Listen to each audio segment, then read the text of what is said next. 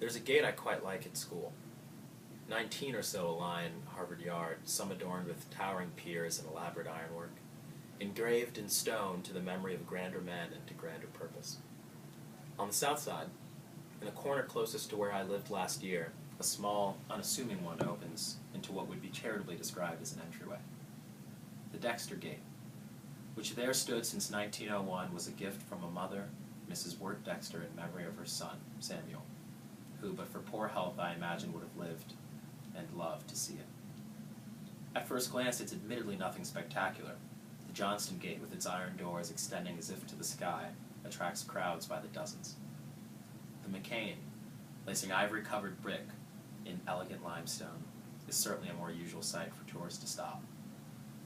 Yet over both sides of its entrance, in the space of no more than 3 feet, the Dexter Gate boasts the most compelling inscription for students and teachers alike.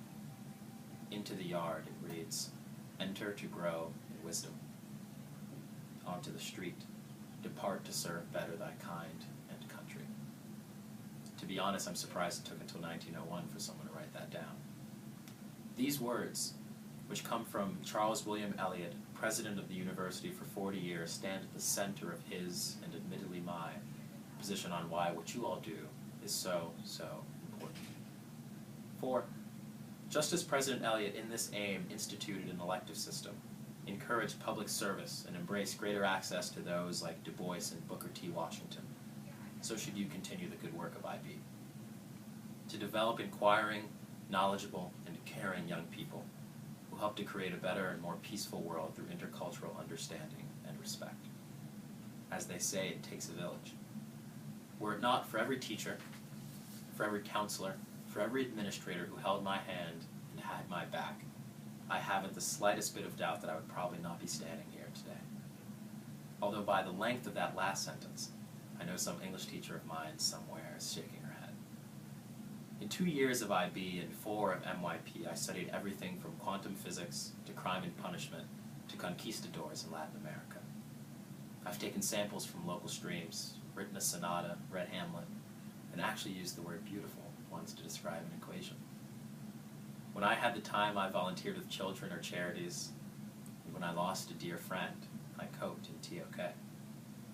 You see, these are things that get lost in the midst of test scores and benchmarks. Too many places, too many programs spend too much time weighing the pig instead of fattening it. Too often, students are given answers to remember instead of problems to solve. And if there's something truly curious about people, something peculiar about the way we work, which in my experience is especially true of students, is that we fit ourselves to the things life throws us.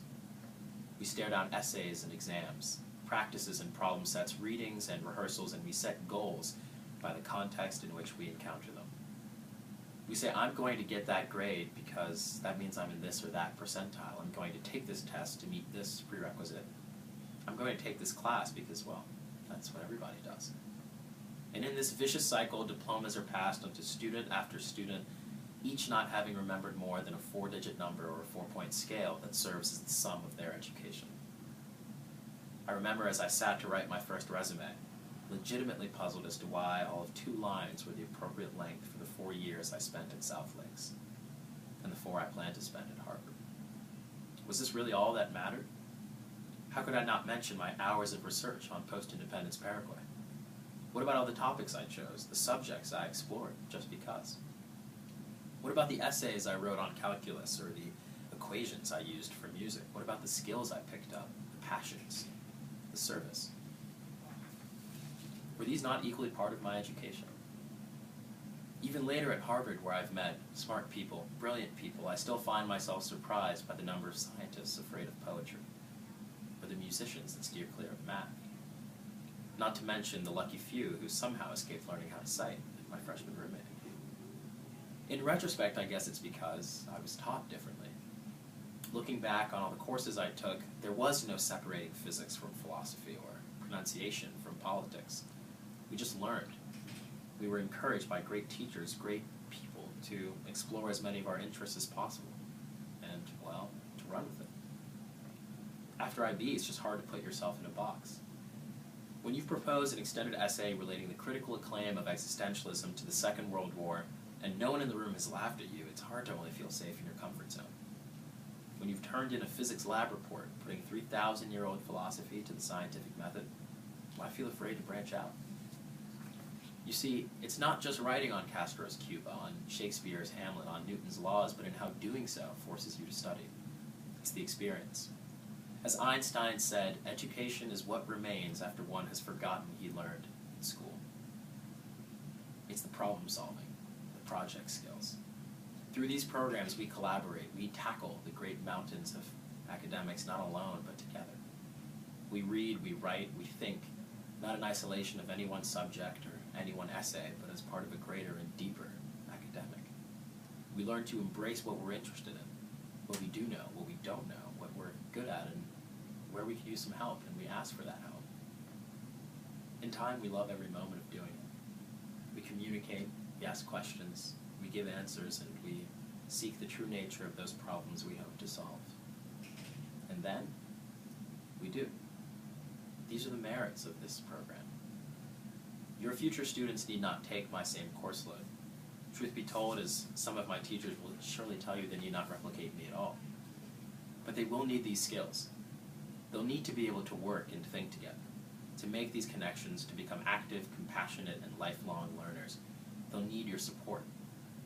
They'll need you there to challenge them, to push them, to keep them honest, and to reach out and believe in them even when they themselves don't. If my record looks at all impressive, it's grace to the many hands that pushed me along. To Mr. Powell, who kept tabs on me while I put together my personal project. To Mr. Sharp, who would lecture about philosophy once I got my grip on calculus. And to Ms. Bachman, who was always there, and to Ms. Lieberman, who kept me humble. This extends equally to those like me who did the diploma, and the many of my friends who took certificates. It really does take a village. I'm honored to have been given the chance to come back home and say thank you to mine. And I thank you for the great work that you're doing in this county.